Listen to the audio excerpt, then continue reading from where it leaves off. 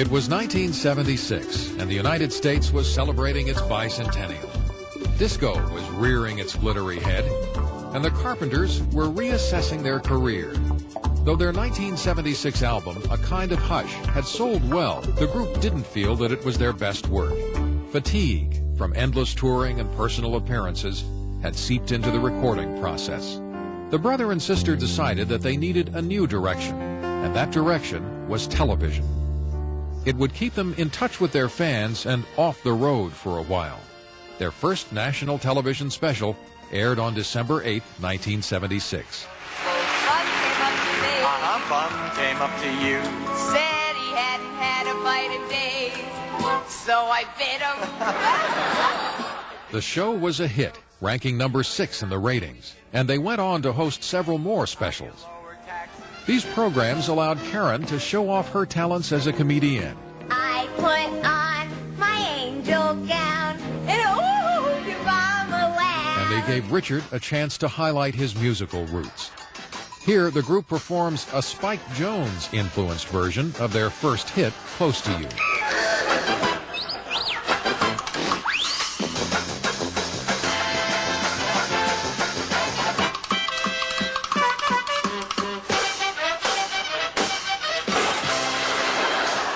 Yet their success on television did not lessen their desire for another top 10 hit.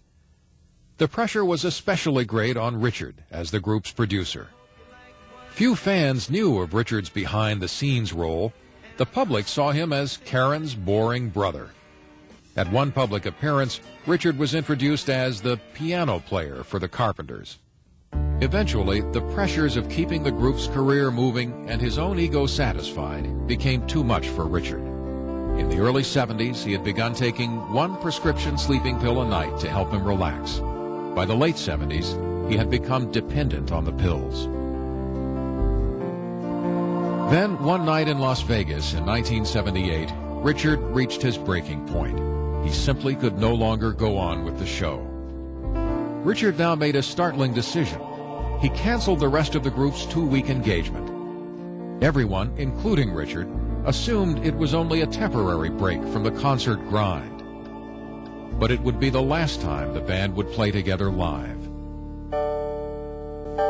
Richard now realized that he needed help. He checked himself into a rehabilitation clinic in Kansas to try to overcome his addiction. Karen, meanwhile, once again weighed under 100 pounds. At the time, anorexia nervosa was a term unknown to the general public. But Karen's friends and family knew something was wrong. Karen herself stubbornly refused to admit she had a problem. While Richard was in the rehab clinic, he urged Karen to get treatment for her eating disorder. But Karen resisted taking his advice. Instead of confronting her problem, Karen was deciding whether to make a solo album while Richard was convalescing. It was not an easy decision for the singer, who felt that she was abandoning Richard and thus her family. There were 2 people in her family that she needed total acceptance.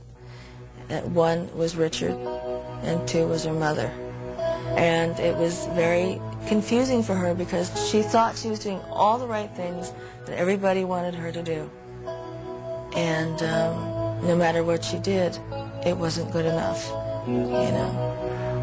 The relationship that she had with Richard was so interpersonal, and she wanted never to have an argument. And, you know, it's the perfect relationship, but it's not life.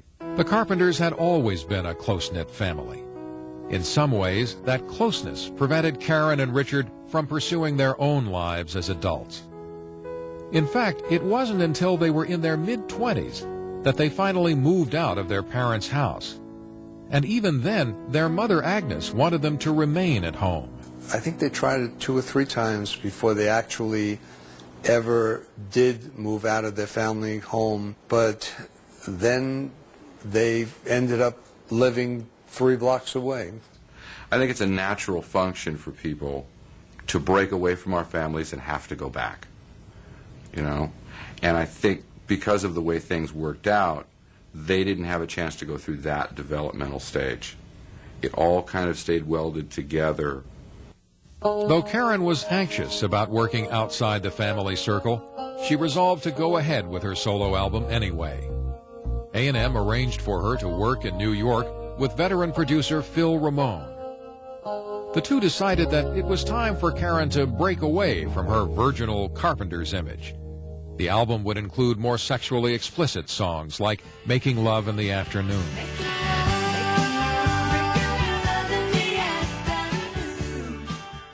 After several months, the album was finished, and Karen eagerly played it for A&M executives and for Richard. The reaction was overwhelmingly negative. And you could cut the air, it was so thick. We both left the lot, and nobody applauded, nobody said anything. The material was ill-suited for Karen, with rare exception, and not done in the proper key for Karen. It's up too high. And, of course, part of Karen's appeal and her charm is the resonance that comes from the low register, and it's not there in that album, so. Karen was devastated by the criticism of her solo effort and decided not to release it. At about this time in 1980, Karen's love life finally took center stage. Through friends, she met businessman Tom Burris. Within weeks, they were engaged, and on August 31st, 1980, the two were married in an elaborate wedding at the Beverly Hills Hotel. She was hoping, and we were all hoping for her, that she married the perfect husband and would have children, and she wanted a family. She was your girl next door. But the hasty courtship, along with Karen's ongoing illness, made some friends doubt the strength of the marriage. And in the end, they were right. Karen didn't get her white picket fence. Within months of the wedding, the marriage was in trouble, and the two eventually separated. Now, Karen and Richard were going into the 80s, not on a high as they had into the 70s, but scrambling to put back together their personal and professional lives. In 1981, after several years of a creative lull, the Carpenters released their 10th album, titled Made in America. Though the album didn't produce any top 10 hits, Richard still felt that the duo was on the right track. But before the group could go any further, Karen had to deal with her illness. After years of denial, the 31-year-old was finally ready to admit that she had a problem. She returned to New York to work with a therapist who specialized in eating disorders. Somewhat unrealistically, Karen was determined to complete the 3-year program in 6 months to a year. By this time, Karen was taking dozens of laxatives along with thyroid tablets each day. Neither Richard nor her mother agreed with the way Karen was treating her illness. Richard thought his sister should be a full-time patient at a facility that focused on eating disorders.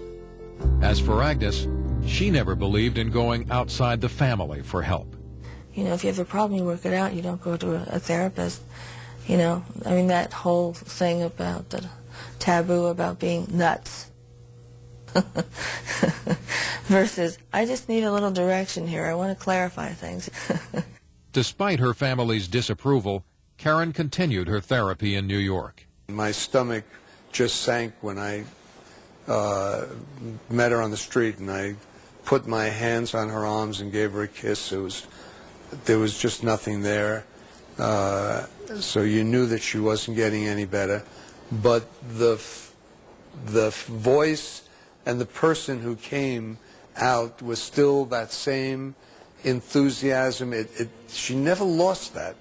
After a year of therapy, twice as long as she anticipated, Karen felt well enough to take a break. Though still too thin, she had gained some weight. And more importantly, at age 32, she had gained a sense of independence. I think she really thought she had confronted that, the fact that, yes, she was anorexic, and yes, she was capable of even hailing a taxi, which she'd never done before. Now Karen returned to Southern California, full of hope for the future. But those close to her realized right away that she was far from well.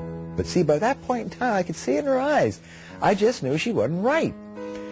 And I guess it was too many years of really screwing around with her body. I think the years had taken their toll.